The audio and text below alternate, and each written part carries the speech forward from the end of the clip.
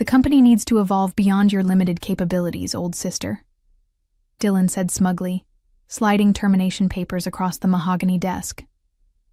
Time to make room for real innovation. I picked up the document with steady hands, maintaining the neutral expression that had become second nature during 15 years of corporate politics. For a moment, I locked eyes with my younger brother. His triumphant smirk contrasted sharply with the tastefully framed family photos behind him, artifacts of a supposed legacy of loyalty. My name is Vanessa King, and at 44, I had spent a third of my life developing and managing the proprietary software system that powered Kingline Ventures, our family's logistics and inventory firm based in Pittsburgh. I wasn't just the IT lead. I had built the entire system from scratch, writing countless lines of code to create a framework that managed real-time shipments, automated billing, and tracked vendors across 3 continents. Is this really how you want to start your tenure as managing director? I asked, tapping the termination papers against the table to align their edges. Not even a week in the big office and already making sweeping changes?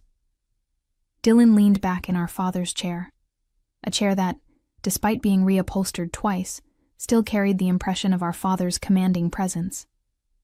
But unlike our father, whose decisions were tempered with experience and consideration, Dylan had always acted on impulse and ego. The board agrees we need fresh perspectives, he replied, adjusting his silk tie. They've approved bringing in Vortex Solutions to overhaul our digital infrastructure. Their team will modernize everything: machine learning, cloud integration, the works. Things I've been advocating for years while you've kept us tethered to your homemade system. I almost laughed at how he said homemade, like I'd been knitting scarves instead of engineering an integrated logistics framework that had saved the company millions and outperformed every commercial alternative. But I didn't correct him. I never did. That was perhaps my greatest mistake over the years, assuming that my work would speak for itself. You have 2 weeks of severance, Dylan continued. Human Resources has already processed everything. Your credentials will remain active until end of day tomorrow to tie up any loose ends. As I rose from my chair, I noticed my brother already looking past me, at his computer screen, moving on. He didn't see the slight smile that crossed my face, not one of acceptance, but of understanding. Dylan had never bothered to comprehend what I actually did for Kingline Ventures, and very soon that ignorance would become painfully apparent. Growing up as the Kings of Pittsburgh had its challenges. Our father, Edward King, built Kingline Ventures from a 2-truck operation into a regional powerhouse that coordinated logistics for manufacturers across the Rust Belt. We lived in a sprawling Victorian and Shadyside, a world of private schools and country club memberships. While Dylan excelled at sports and charming adults at business dinners, I gravitated toward computers and mathematics. My father recognized my analytical mind early, buying me my first computer when I was 12. By 16, I was creating basic inventory tracking programs.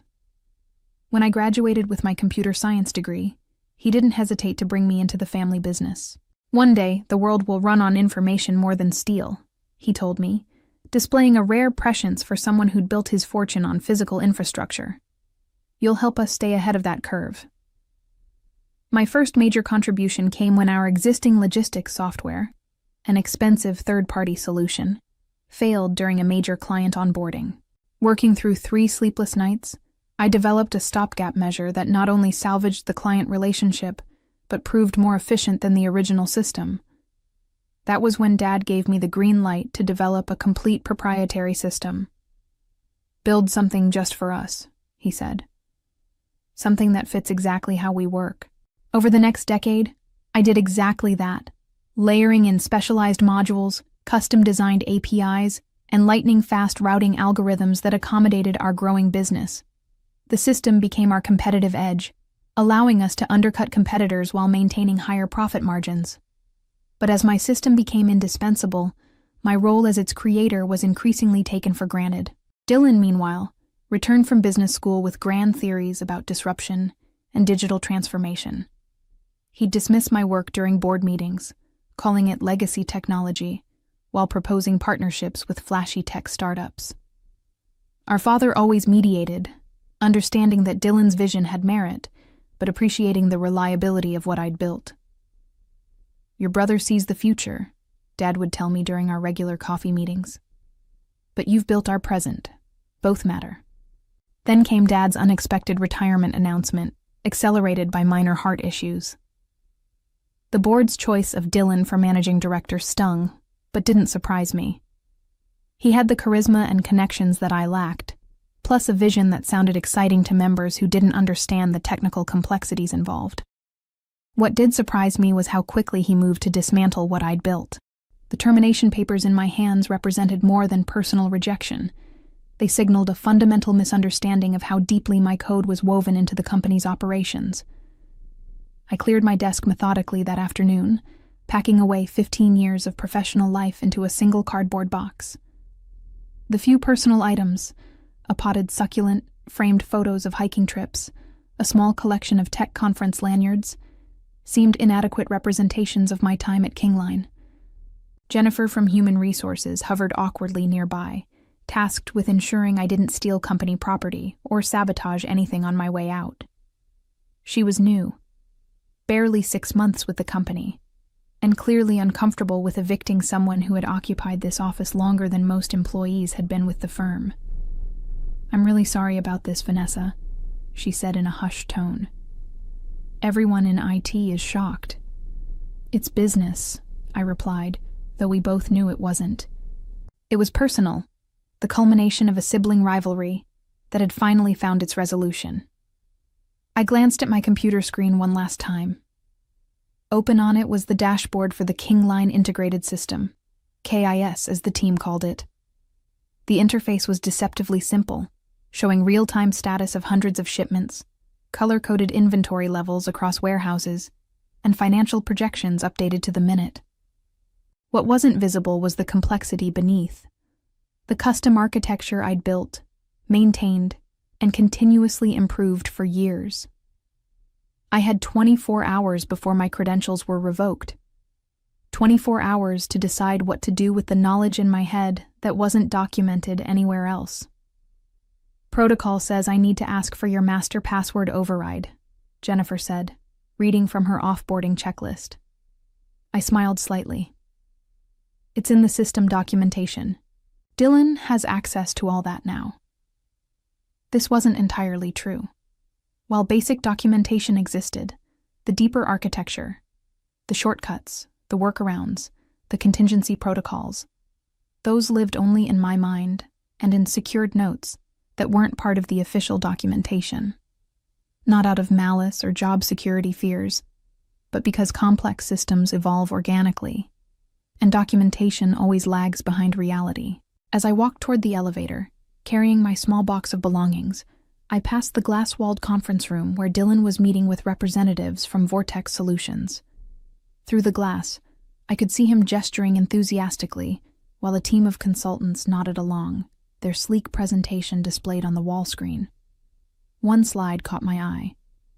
Seamless migration from legacy systems. I almost stopped to tell them there was nothing seamless about integrating with KS, that the system was deliberately designed with security layers that required specific knowledge to navigate. I almost warned them about the cascading dependencies that could trigger catastrophic failures if modified incorrectly. Almost. Instead, I stepped into the elevator and pressed the lobby button. I hadn't built back doors or booby traps into the system. I'd always been too professional for that. I didn't need to sabotage anything. The system itself, with all its complexity and customization, would do that for me if mishandled. As the elevator doors closed, I realized I felt lighter than I had in years. 3 days passed in a strange, unfamiliar calm. Without the constant ping of crisis emails and the pressure of system maintenance, I found myself with time I hadn't experienced since college. I slept past 6 a.m., went for morning runs along the Monongahela River, and actually sat down for breakfast instead of gulping coffee on the way to the office. On the 3rd morning after my termination, I was enjoying a leisurely coffee on my balcony when my personal phone vibrated. Caitlin Zhou's name flashed on the screen, head of client services at Kingline, and one of the few colleagues I considered a friend. Vanessa? Her voice carried an unmistakable edge of panic. Are you watching this? Watching what? The Westbridge presentation. Dylan's doing it live on the company feed for all departments to see. He's about to... She broke off, and I heard commotion in the background. Oh God, it's happening again. I pulled up the company's internal live stream on my tablet, using the credentials that apparently hadn't been deactivated yet. The video showed our largest conference room, where Dylan stood before executives from Westbridge Manufacturing, a potential client worth at least $15 million annually. He was mid-sentence, gesturing toward the large display behind him that showcased the KIS dashboard, which allows us to guarantee 99.8% on-time delivery and complete transparency across your supply chain, he was saying confidently. Then it happened. The dashboard behind him flickered, displaying a cascade of error messages before freezing completely. Dylan continued speaking for several seconds before realizing something was wrong. He glanced back, his professional smile faltering. Just a momentary glitch, he said, tapping frantically at his tablet. Let me just refresh the... But the system didn't refresh. Instead, a critical error message appeared. Database integrity compromised. System lockdown initiated. I knew exactly what had happened. The KIS had a self-protection protocol I'd implemented years ago after a corrupted update nearly destroyed our shipping data. When it detected potential data corruption, it would automatically lock down to prevent catastrophic loss. Restarting required a specific sequence of commands and administrator verification, a procedure only I had performed until now. Dylan was still trying to recover, his confident demeanor crumbling. Our technical team will have this resolved momentarily, he assured the increasingly skeptical-looking Westbridge executives. My phone began lighting up with texts and calls, from IT staff, from operations managers, and finally from Dylan himself. I silenced it and continued watching the disaster unfold. Within minutes, reports began flooding the emergency channel in the company's messaging system. Warehouse terminals offline, shipping labels unable to generate, billing system frozen. The entire operation had ground to a halt. A sick satisfaction settled in my stomach, followed immediately by guilt. These were still my colleagues struggling through no fault of their own. The clients being affected had done nothing wrong. Only Dylan deserved this humiliation.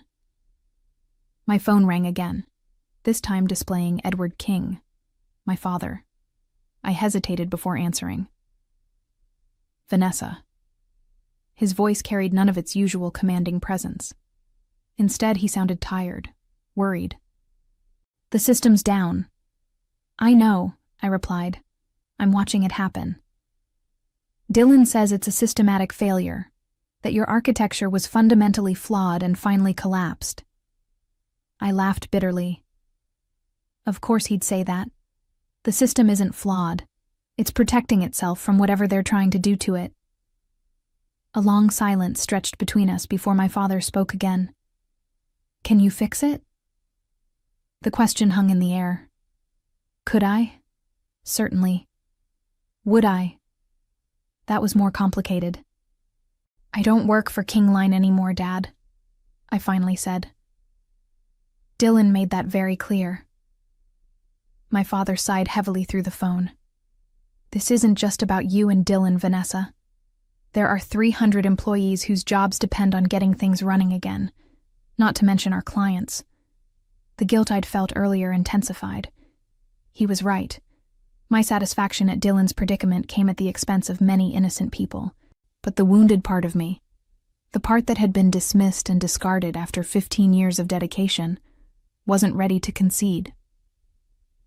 Dylan should have thought about that before firing the only person who fully understands the system, I replied. Besides, he has Vortex Solutions now. Aren't they supposed to be modernizing everything? Vanessa, my father started, but I interrupted him. I'm sorry, Dad. I have a job interview in an hour. I have to go. This wasn't entirely a lie. I did have an interview scheduled that morning, with Caravel Logistics, a mid-sized competitor that had reached out almost immediately after word of my departure from Kingline spread through the industry. Their CTO had been trying to poach me for years. As I dressed for the interview, I couldn't help checking the Kingline emergency channel again. The situation was deteriorating. Regional managers were reporting that trucks were idle, drivers were waiting for instructions, and warehouses couldn't process incoming or outgoing shipments. Conservative estimates put the cost of the outage at $50,000 per hour, and climbing. My interview with Caravel went exceptionally well. Their technical team asked intelligent questions about system architecture and showed genuine interest in my approach to logistics software. The CTO, Lawrence Bennett, didn't hide his excitement at the prospect of having me build something for them. "We've been trapped in vendor solutions for too long," he explained as he walked me out. "Having someone in-house who could create something tailored to our needs would be revolutionary." "Someone like me, you mean?" I said with a smile. "Exactly like you." He handed me a folder. "This is our offer. It's aggressive. We want you to know how serious we are. Take a few days to think about it." Back in my car, I opened the folder and nearly gasped. The compensation package was almost double what I'd been making at Kingline, with substantial equity and the title of Chief Technology Officer. It was everything I deserved but had never received at the family company. My phone was still blowing up with messages from Kingline. I scrolled through them briefly. Dylan demanding I answer his calls, the IT team begging for access codes, even board members reaching out directly. The last message caught my eye, from Caitlin. "Westbridge walked. Dylan is blaming you publicly, saying you sabotaged the system before leaving.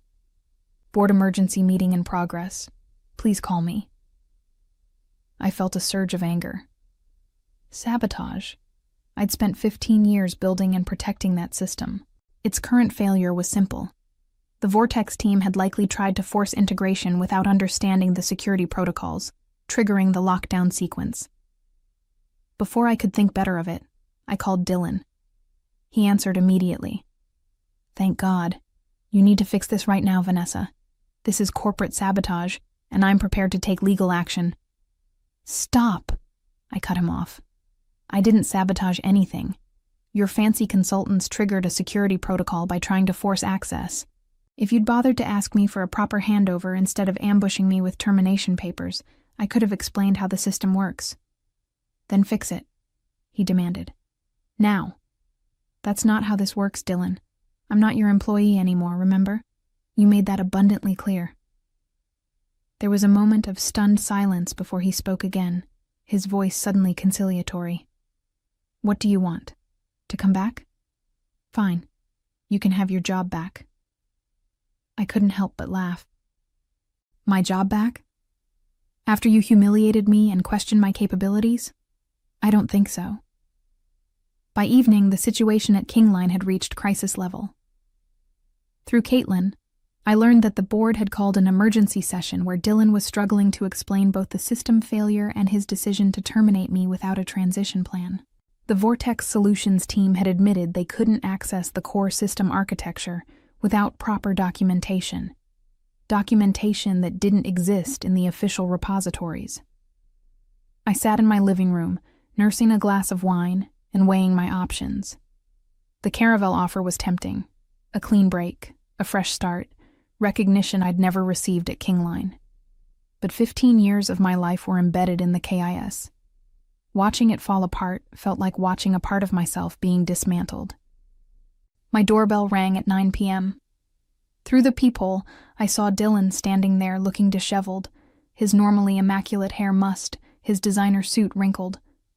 After a moment's hesitation, I opened the door. "You win, okay?" he said before I could speak. "I was wrong. We need you. I need you." I leaned against the doorframe, studying my younger brother. At 40, Dylan still carried himself with the entitled confidence of the golden child, the son who had followed perfectly in our father's footsteps while I carved my own technical path. But now, for perhaps the first time, I saw genuine desperation in his eyes. "The board is furious. he continued when I didn't respond. They're talking about emergency leadership changes. Dad is disappointed. Everyone's blaming me. As they should, I replied calmly. You fired the architect of the system that runs the entire company without ensuring knowledge transfer. That's not just bad business, it's negligent leadership. He flinched but didn't argue. Tell me what you want. Name your price to fix this. I stepped back, gesturing for him to enter. In my living room, I pulled out my laptop and brought up the Caravel offer letter. Caravel wants me to build them exactly what I built for Kingline, I said, turning the screen toward him. This is what they think I'm worth. Dylan's eyes widened as he saw the compensation package. This is outrageous. They're just trying to steal our technology through you. No, Dylan. They're recognizing my value, something Kingline never did. I closed the laptop. I don't want to be just an IT manager anymore. I want my role to reflect what I actually contribute. What are you saying? I want a board seat and the title of Chief Technology Officer. Equal compensation to yours, and complete autonomy over the technical division. I met his gaze steadily. Those are my terms. Dylan laughed incredulously. You can't be serious. The board would never. Then enjoy explaining to them how you plan to rebuild 15 years of proprietary development from scratch. I interrupted. I'm sure the shareholders will understand when the stock plummets. A tense silence filled the room as my brother processed the situation. I could almost see the calculations running behind his eyes, weighing his pride against the immediate crisis and his longer-term prospects if Kingline suffered a prolonged outage. The board meets again tomorrow morning, he finally said. I'll present your terms, but I can't guarantee they'll accept everything. That's fine, I replied. But I won't step foot in the office or touch a line of code until they do. The system will remain down until then. After Dylan left, I poured myself another glass of wine and stepped out onto my balcony. The Pittsburgh skyline glittered against the night sky, and for the first time in years, I felt truly in control of my destiny. Whether I returned to Kingline on my terms or accepted Caravel's offer, one thing was certain. I would never again allow my contributions to be minimized or taken for granted. The next morning, I walked into Kingline's headquarters, wearing a tailored power suit I'd purchased but rarely worn. The receptionist's eyes widened when she saw me, and whispers followed as I crossed the lobby. Word of my return had clearly spread. The boardroom fell silent as I entered. 12 pairs of eyes tracked me as I took my seat at the table, not in my usual chair against the wall as an invited technical advisor, but in a proper leather chair between my father and Josephine Winters, our longest-serving board member. Dylan stood at the head of the table, looking like he'd aged years overnight. Behind him, a projection displayed the ongoing system outage metrics. 27 hours of downtime, estimated losses approaching $1. 4 million, 42 delayed shipments, and 17 angry client escalations. Ms. King has agreed to address our technical situation, Dylan announced, his voice carefully controlled. The board has reviewed and accepted her conditions for return. I noted the formal Ms. King rather than my sister, or Vanessa, a small but telling choice that distanced him from the decision. Several board members nodded appreciatively in my direction, while others watched warily, perhaps wondering if I'd deliberately caused the crisis. Before we proceed, I said, opening my laptop, I want to be clear about what happened. The system failure wasn't sabotage or poor design. It was a security protocol I implemented years ago to prevent data corruption. When unauthorized access attempts triggered it, the system did exactly what it was programmed to do: protect itself. I projected my screen, showing the KS master interface, a view none of them had seen before. Behind the sleek user dashboard was a complex matrix of system health indicators, security protocols, and override mechanisms. What you're seeing is the true heart of Kingline's competitive advantage, I explained. A proprietary system that's been customized and optimized over 15 years. It can't simply be replaced by an off-the-shelf solution or rushed migration. The board members leaned forward, suddenly understanding the true value of what I'd built. Even Dylan seemed to grasp finally that my limited capabilities had created something remarkable. With the board's unanimous endorsement of my return, including my new title, compensation, and board seat, I set about restoring Kingline's systems. The process took less than an hour, though I deliberately walked the IT team through each step, ensuring knowledge transfer that should have happened years ago. As systems came back online across the company, the relief was palpable. The messaging channels filled with celebratory messages, warehouse managers reported resuming operations, and drivers finally received their routing instructions. The financial damage was substantial but containable, a painful lesson in technical debt and proper succession planning. The next week brought a flurry of changes. My office moved to the executive floor, adjacent to Dylan's. The IT department was reorganized under my direct leadership, with a mandate to document the system properly and train multiple team members on its architecture. And most satisfyingly, the Vortex Solutions contract was renegotiated from a full replacement to a collaborative enhancement project, working with my team rather than displacing us. Dylan maintained a professional distance, our interactions limited to necessary business discussions. The sibling relationship remained fractured, but I found I didn't mind. Respect was more valuable than familial warmth, especially in a corporate environment. The most meaningful change came from my father. At our first weekly coffee meeting since my return, he acknowledged what he'd failed to see for years. "I always thought Dylan would lead Kingline because he reminds me of myself," he admitted. "But the truth is, you're the one who's truly innovated, who's built something from nothing. I was wrong not to see that sooner." The validation felt good, but I realized it was no longer necessary. The crisis had proven my worth beyond question. To the board, to our employees, and most importantly, to myself. My new business cards arrived that Friday. Vanessa King, Chief Technology Officer, Board Member. Looking at them, I felt a deep satisfaction that had nothing to do with revenge, and everything to do with finally receiving the recognition I'd earned. As the dust settled and operations returned to normal, I reflected on how sweet success tasted when it came from standing your ground rather than tearing others down. I hadn't needed to sabotage anything. I just had to wait for the gap I left behind to reveal its true size.